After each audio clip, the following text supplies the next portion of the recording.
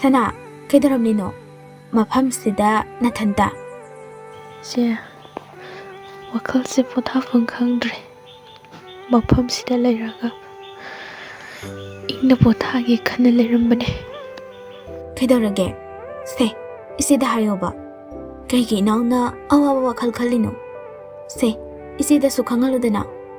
Nangi na thakthongba oina leirabasu. Nangse, aigidi maru amagumna loinaribani. Nangsu ichibu nahaki marupni khallaga nangi awabado. Isidasu khangallo. Che, mama mapa leitab haibase tonra. Masigi punsi mahingse masimuk tonne leibase. Sangdamnadaba posak leiti. Che, aigisu ima pabungdo leiramlagadi. Ngasi aino waribase waram loiko se. Sana, nang ngasi kaidarage? Asukoi base. Nangi ngasigi saktamse. Ichi amu phauba ukhidre. Se, ichida nangi awabado khanghallo sana. Che, mina mama mapa leitaba masana tawthorakpa thabakpu kayam phagadoino haina haiba waise. Che, nanau taba ngamdi aisibu asuk tona hinglamliba karigino che. Sana, karigi aduk santhana hinglibano. Madu hariba misak ado lairiki mangal phangdraba misak oiramgani.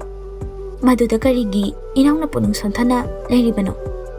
Taibang pansida mama mapa lehningdaba kanabu leibagine. Sana, kanasu leirmoise. Wakhalda khalurano. Ichigi imaga babung kisisu nangi ima babung ni. Karigi inauna santhana leigani. Thauna leyo. Migi miwa logano. Ichi na harise nangi antai ko. Karigino Isiga bukminabusu nataba ise atuk nuksibiriba. Haima, Sana, pokminaba khaktana nuksinawgani haiba leibro. Nang sidi angang machagumna hekta wida. Aigidi nangse aige hek irem khakni khallibani. Pharese yumda changlase karisu khanba yade ko. Nangidi ai leirisidi nache leirisidi lao changlase. Hoise kasidagi awaba wakhalsu khalarage. Sina haibasu loina ilage. Sina yumhalase habado halase. Adunidana inausidi lao lao.